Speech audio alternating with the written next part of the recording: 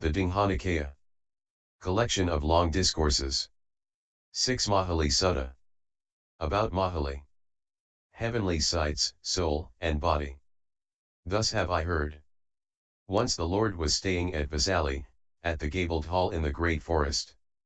And at that time a large number of Brahmin emissaries from Kosala and Magadha were staying at Vesali on some business. And they heard say, the ascetic Gautama, son of the Sakyans, who has gone forth from the Sakya clan, is staying at Vesali, at the gabled hall in the great forest. And concerning that blessed Lord a good report has been spread about. This blessed Lord is an arahant, a fully enlightened Buddha, perfected in knowledge and conduct, a welfarer, knower of the worlds, unequaled trainer of men to be tamed, teacher of gods and humans, a Buddha, a blessed Lord. He proclaims this world with its gods, Maras, and Brahmas, the world of ascetics and Brahmins with its princes and people, having come to know it by his own knowledge. He teaches a Dhamma that is lovely in its beginning, lovely in its middle and lovely in its ending, in the spirit and in the letter, and he displays the fully perfected, thoroughly purified holy life. And indeed it is good to see such arahants. And so these Brahmin emissaries from Kosala and Magadha went to the great forest, to the gabled hall. At that time the Venerable Najita was the Lord's personal attendant. So they approached the Venerable Najita and said, Reverend Najita, where is the Reverend Gautama now staying? We would like to see him. Friends, it is not the right time to see the Lord. He is in solitary meditation.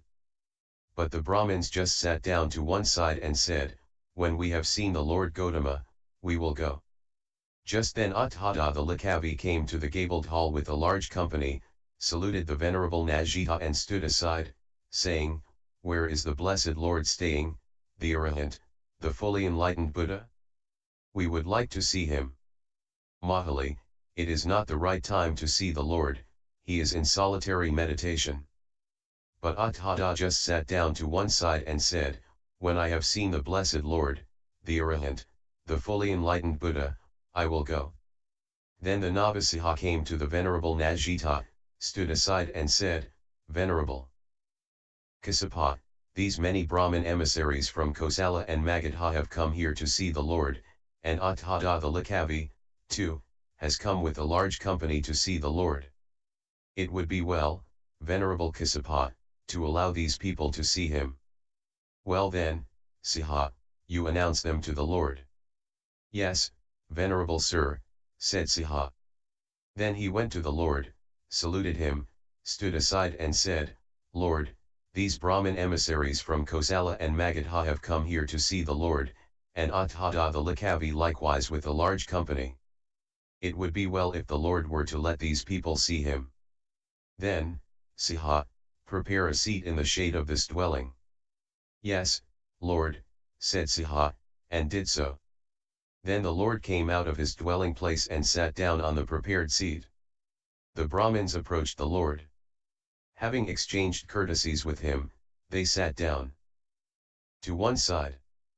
But Poṭṭhapāda did obeisance to the Lord, and then sat down to one side, saying, Lord, not long ago, Sunakata the Likavi came to me and said, soon I shall have been a follower of the Lord for 3 years. I have seen heavenly sights, pleasant, delightful, enticing, but I have not heard any heavenly sounds that were pleasant, delightful, enticing.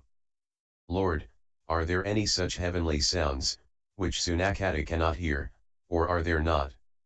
There are such sounds, Mahāli. Then, Lord, what is the reason, what is the cause why Sunakata cannot hear them? Mahāli, in one case a monk, facing east, goes into one-sided samadhi and sees heavenly sights, pleasant, delightful, enticing, but does not hear heavenly sounds.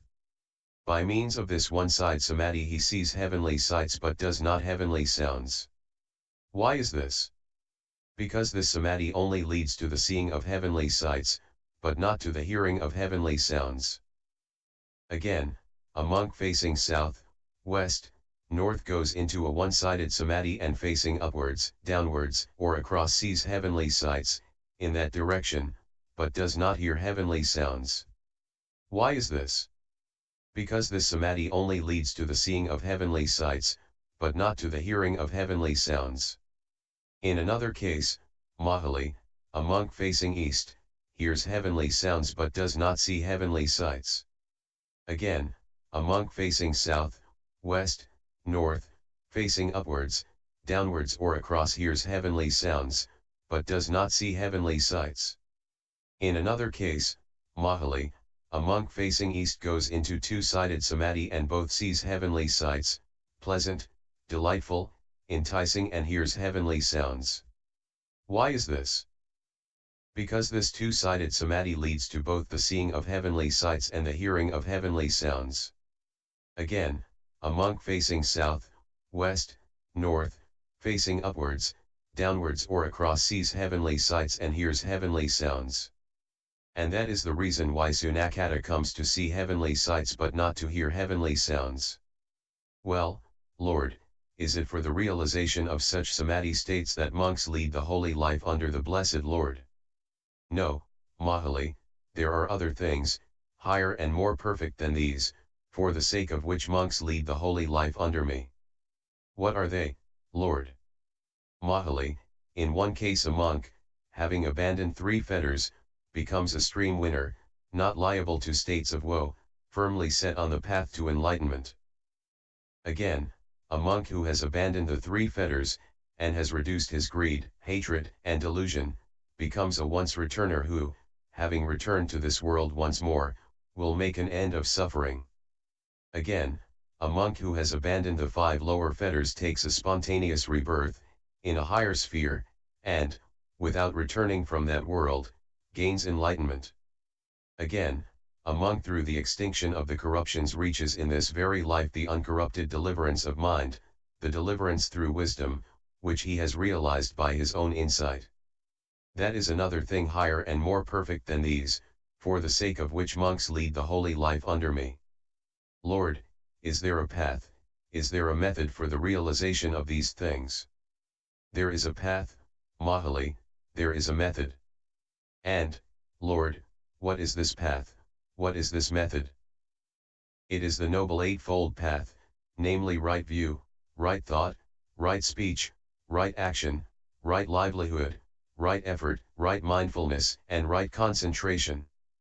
This is the path, this is the way to the realization of these things. Once, Mahāli, I was staying at Kosumbi, in the Gozita Park. And 2 wanderers, Mandisa and Jalila, the pupil of the wooden bowl ascetic, came to me, exchanged courtesies with me, and sat down to one side. Then they said, "How is it, friend Gotama, is the soul the same as the body, or is the soul one thing and the body another?" Well now, friends, you listen, pay proper attention, and I will explain. Yes, friend, they said, and I went on.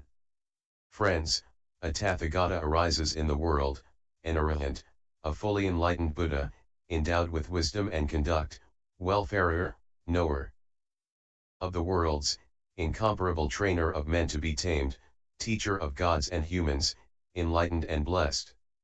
He, having realized it by his own super-knowledge, proclaims this world with its devas, maras, and brahmas, its princes and people. He preaches the Dhamma which is lovely in its beginning, lovely in its middle, lovely in its ending, in the spirit and in the letter, and displays the fully perfected and purified holy life. A disciple goes forth and practices the moralities. On account of his morality, he sees no danger anywhere. He experiences in himself the blameless bliss that comes from maintaining this Aryan morality. In this way, he is perfected in morality. It is as if he were freed from debt, from sickness, from bonds, from slavery, from the perils of the desert. Being thus detached from sense desires, detached from unwholesome states, he enters and remains in the first jhana, and so suffuses, drenches, fills, and irradiates his body, that there is no spot in his entire body that is untouched by this delight and joy born of detachment. Now of one who thus knows and thus sees, is it proper to say, the soul is the same as the body, or the soul is different from the body. It is not, friend. But I thus know and see, and I do not say that the soul is either the same as, or different from the body. And the same with the second, the third, the fourth jhana. The mind bends and tends towards knowledge and vision. Now, of one who thus knows and thus sees, is it proper to say, the soul is the same as the body, or the soul is different from the body? It is not, friend. He knows, there is nothing further here. Now of one, who thus knows and thus sees, is it proper to say, the soul is the same as the body, or the soul is different from the body? It is not, friend. But I thus know and see, and I do not say that the soul is either the same as, or different from the body. Thus the Lord spoke, and Poṭṭhapāda the Likavi rejoiced at his words.